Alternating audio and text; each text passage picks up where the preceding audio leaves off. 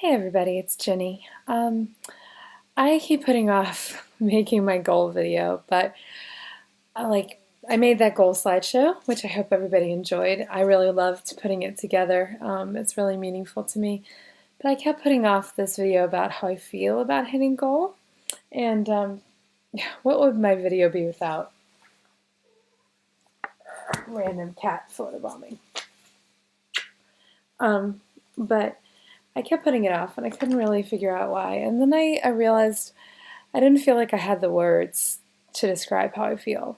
Um, you know, in every video or every time I have a non-scale victory of some kind, I use words like beautiful, amazing, wonderful, fabulous, unbelievable, incredible, and none of those really seem to be enough. So today, on a day where I'm celebrating having just done something that I don't think I've ever done before, um, you'll see me talk about this a little more in the clip at the end of this video, but I just did the color run today. It's supposed to be a 5K, but the walk to get there and the walk to get home was so long. Like the shuttle buses dropped us off so far from where the actual event was that by the time we got home, I've actually done 12K. So that's about 7.6 miles for you Americans. So pretty insane.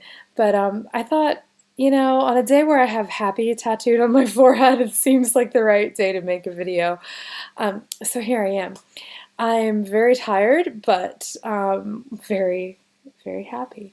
Um, it feels pretty marvelous to be able to go out and do things like this voluntarily. I can't believe that I just walked 12K for no reason other than I wanted to prove that I could do it. Everybody said to me, oh, 5K will be easy for you at your size. And had it actually been 5K, that probably would have been true. I did end up, and you'll see this on the video clip in a little bit, I did end up getting a blister between my toes, and I didn't say this in the video clip, but I actually got stung by a bee that got caught up in my tutu. Yes, tutu. Um, the color run is a very eclectic sort of thing. It welcomes people of all different fitness levels, all different body types and sizes, and it's not competitive at all. They don't even time you. But if you finish within the span of the event, you get a medal.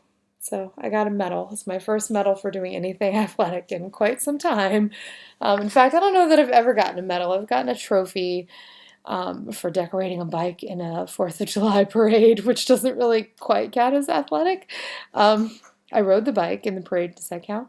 And I got a couple of ribbons at various school events for frisbee toss and things like that. But yeah, this feels pretty awesome. And yeah, so just to be able to go out and do this is, it's very life affirming. I'll probably be sore tomorrow, but I did it, and no lasting repercussions. I'll have to bandage that blister for a little while, but I'll be okay. And that's not something I could have done a couple of years ago. And, it's a pretty awesome life that I have right now.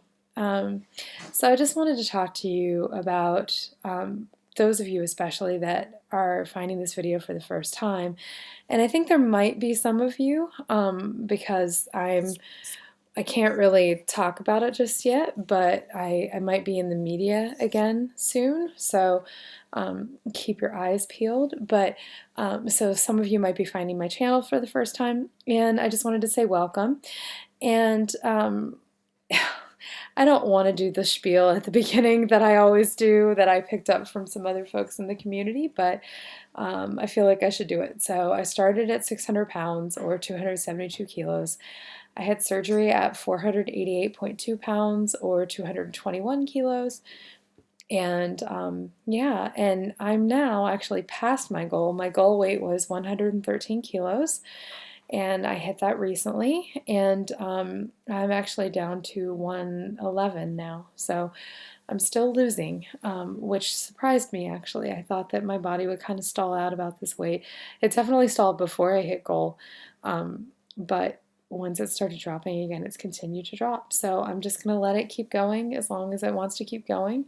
I'll keep eating right. I'll keep being active, and whatever happens, happens. I'm not going to stress about it at this point. I'm very happy. I can't believe that I've lost over 350 pounds. That's amazing.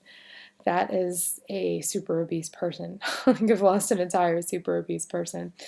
Um, so yeah, I'm very happy to be where I am. And I just wanted to tell you, if you are sitting at 600 pounds or thereabouts and you think, this isn't really going to work for me, like nothing's going to work for me, I obviously I'm not a doctor and I can't tell you what your situation is, but I honestly thought the same thing. And even my weight loss surgeon told me, you can only expect to lose down to about 160 kilos with this sleeve. And then we're probably going to have to revise you in a couple years to the duodenal switch, like a more malabsorptive surgery, in order for you to get any further than that. So when I passed 160 kilos, and I kept going, I was already doing better than anybody expected. And his ultimate goal for me after the duodenal switch was 113 kilos. That was a goal that we both agreed on. I thought it was a realistic goal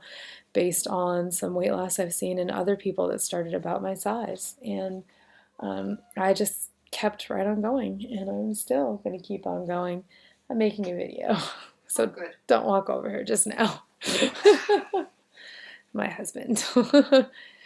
So, anyway. So yeah, so I took the chance. I was in a sort of a desperate place physically. I was tired of being hospitalized with cellulitis in my legs, and it was a combination of the lymphedema and an autoimmune disorder that made me really prone to leg infections, and I just kept getting them, and I was so tired of it. Being hospitalized on my wedding night was sort of the straw that broke the camel's back, and I said, I can't do this anymore. I don't want to live this life anymore. And I did everything I could on my own first. I lost 50 kilos pre-surgery. And then my body just wasn't going to let me lose anymore. Your body has a lot of ways of hanging on to that weight, many, many ways, and surgery disrupts that. And that's why I feel like, honestly, surgery is the best thing that I could have done for me, myself. And, I would never tell anybody it's the right thing for them. It's probably not right for everybody. But it's a chance I'm glad I took, because now I can do things like go walk a 5K with my husband on a random Sunday just for the heck of it with a happy tattoo on my forehead.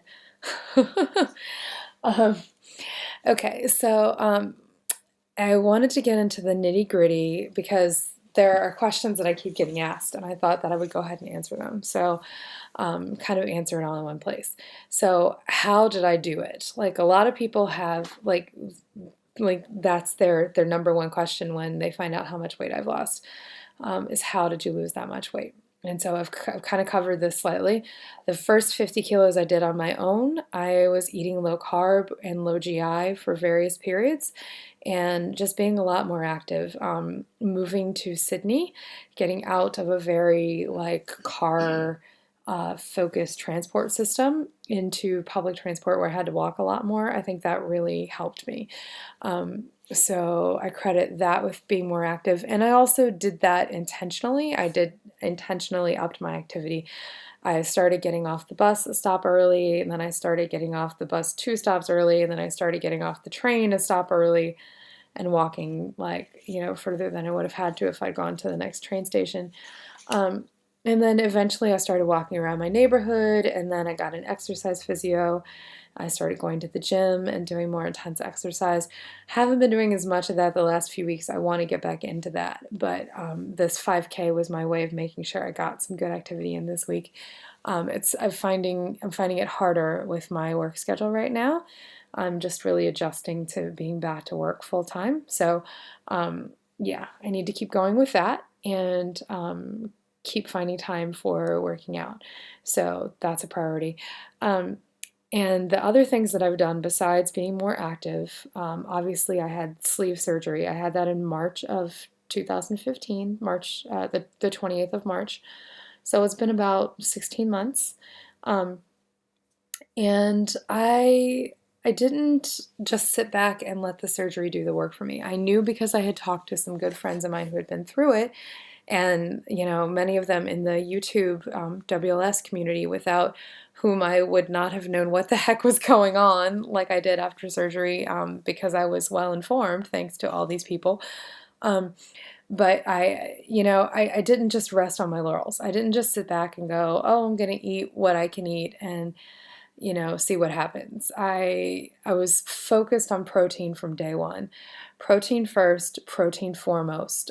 Protein is what is dense, it's what fills you up, and you can get most of what you need, that you would get from other foods, like vitamins and minerals, from vitamin supplements. Just your standard, depending on your own blood work, just your standard, supplements. Multivitamins, iron, calcium, like whatever you need to help supplement what you're not eating, especially at first. But the one thing that is a serious concern if you don't get enough of it is protein. And protein malnutrition is a real thing in WLS post-ops. So it's really important to focus on that. And I think it's really important to learn good habits in your first, several months post-op, because focusing on protein may not seem like a big deal when you're early post-op, but if you learn to do that when you're further out and your sleeve or your pouch or whatever has matured and you're able to eat more, like eating protein first is going to fill you up faster. It's going to keep you full longer. If you, excuse me, this cat is trying to attack my tutu. Can I help you? She's happy too. Yes, good girl. But yeah, if you learn early on to focus on protein first, protein is dense, it fills you up, it keeps you full. And then when you could be struggling with feeling more hungry, being able to eat more, if you're like me, and you keep focusing on protein first, it should theoretically. She's biting my tutu. Excuse me. Stop that. Naughty. Naughty, naughty.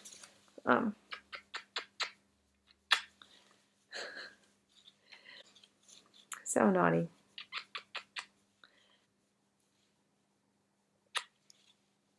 So as I was saying before I got hounded by the tutu monster here, when you could be struggling with, oh, I can eat more, I'm like a year and a half out, oh, I'm always hungry, eating protein first and foremost really does help with that. And I realize I sound like a broken record to some of you, I'm sure, who have heard this before, but it's only because I've now experienced what it's like to not eat protein first and foremost, because my endocrinologist recently told me to add fruits back to my diet, to add a couple hundred calories back into my diet, and because fruit, we think of it as something that's good for you. And I was having a little bit of dizziness, and she thought it might be because it wasn't enough calories. Just dizziness when I change positions. So I actually haven't had that in the last couple weeks, and so that seems to be going away. But so she thought that a little extra fruit might help. So I added the fruit back in, and suddenly it became very hard. With a couple hundred extra calories a day, it suddenly became harder for me to control the amount of calories I was taking in. I was having a very hard time sticking to 1,400 calories instead of the 1,200 calories I usually stick to. And I really think that was the fruit. And I was picking lower sugar fruits. She specifically recommended stone fruit, things along that nature, things along that line. So I was following her instructions, but I was having a very hard time. I felt like I was always hungry. And when I went back to 1,200 calories, mostly protein, bam, I'm not hungry anymore. I'm not, I don't feel hungry all the time. Like I was. I'm able to stick to 1,200 calories or so a day without any sort of issue. So protein first makes a huge difference for me. Um, and I do find that the more I let carbs in, either as instructed or not as instructed, like everybody has a day here and there where they let more carbs in, I find it's a lot easier to take in more calories when you're eating more carbs. So I'm just saying. So that's probably, one of the most important things that I did. Um, and also water. I downloaded an app that helps remind me to drink my water. I literally spend all day still, even at 16 months post-op, um, drinking water, and then I eat a little meal. And then I drink water until it's time to eat a little meal again. And I drink more water until it's time to eat. Like all day long, I'm sipping on my water. And I think that's really helped me too. Um, so 1,200 calories for me, there was such a thing as too few calories. I see a lot of post-ops given the advice stick to 800 calories. And obviously you want to listen to your surgeon, to your dietitian, to your medical team. But you also can't sit back and rest on your laurels either, in my opinion. At least let me rephrase that. You can do that if that's what your medical team dictates and that's what you want to do. I personally was not willing to sit back. Anytime my weight stalled, and I'm talking a real stall, not, oh, I haven't lost weight for a week, or oh, I'm the same weight I was 2 weeks ago. I'm talking 4 to 6 weeks, more towards 6 weeks.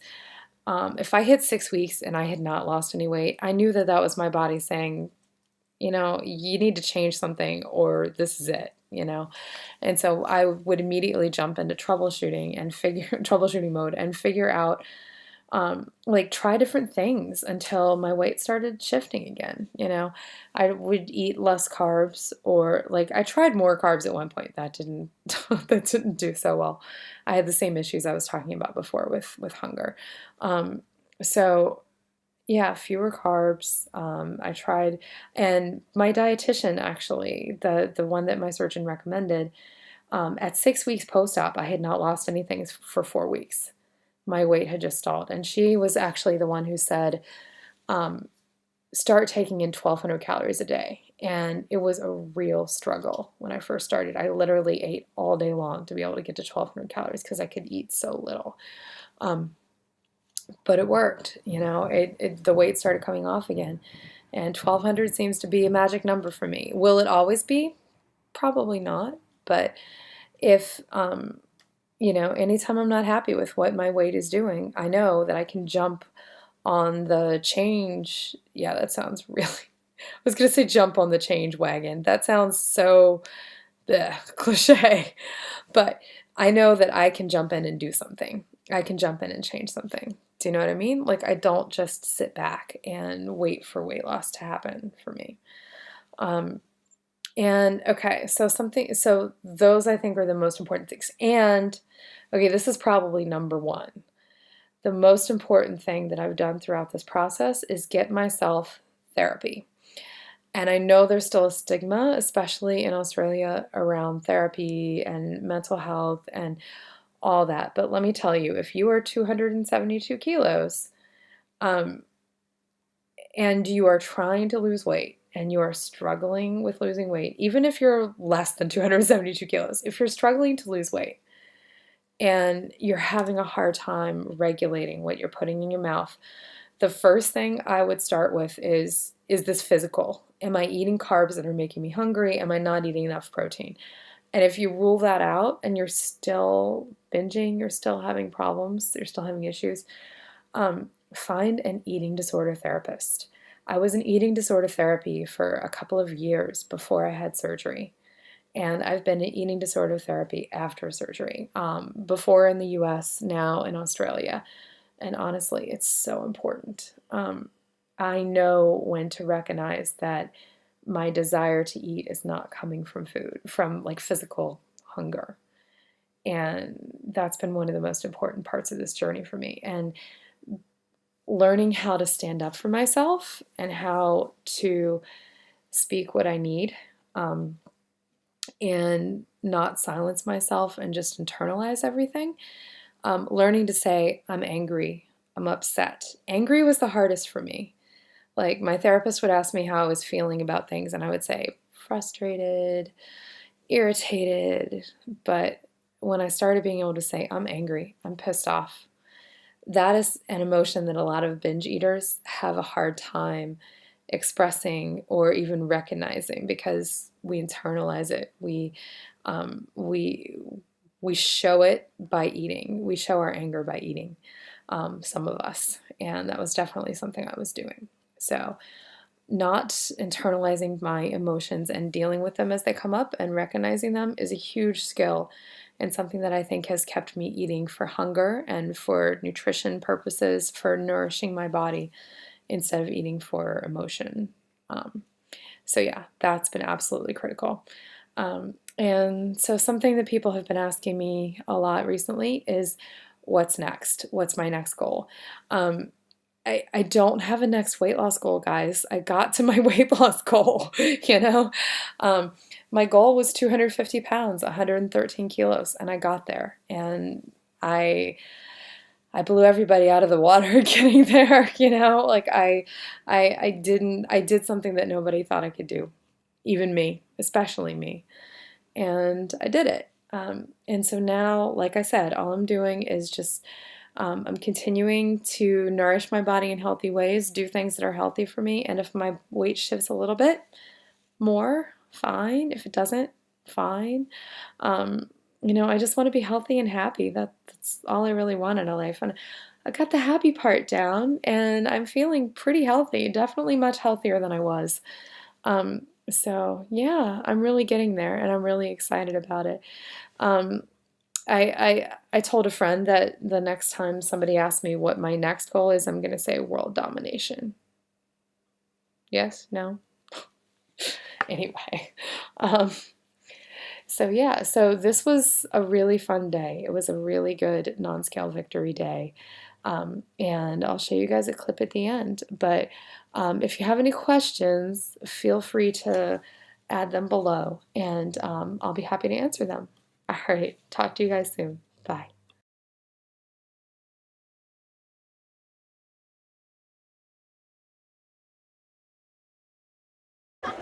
Hey guys, it's Ginny. I'm at the Color Run in Sydney, happiest 5K on the planet.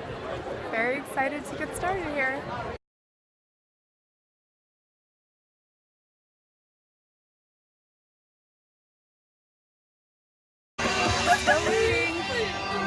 That was always going to work, wasn't it?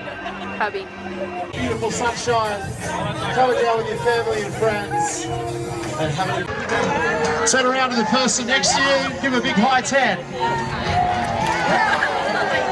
Yeah, nice. Or you could just hold hands really romantically and have a little kiss in amongst 20,000 people like these two people right there. That is nice, man. That's very romantic on a Sunday, mate. That's well done. Well done. We love the colours, we love the hair, we love the tutus, we love it all. Welcome to the Color Run. Spreading the love, as we like to say. Well, we're just about good to go. My next wave of the day. Can you count it down with me, please? Let's do it. 10, 9, 8, 7, 6, 5, 4, 3, 2, 1.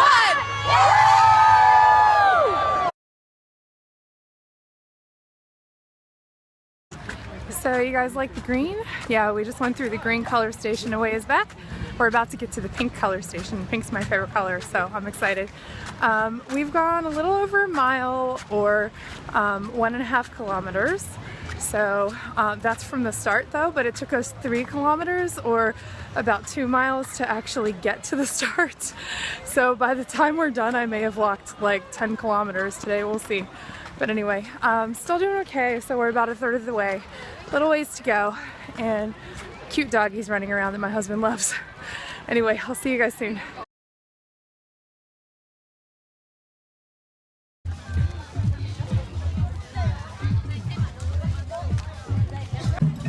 So we've passed 2 miles, or 3.2 kilometers. Actually, maybe a little further. We stopped for a loo break and restroom break, and and I forgot to restart my Fitbit. But so yeah, we're definitely more than halfway, and I have kind of a nasty blister, costing me quite a bit of pain. Sorry if that's TMI, but I'm gonna finish. We are, like, I can almost see the finish line from here, so not giving in, not giving up. I never do. Finish line is in sight.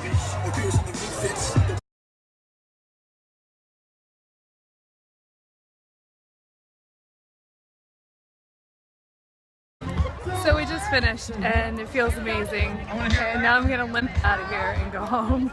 It was a blast though.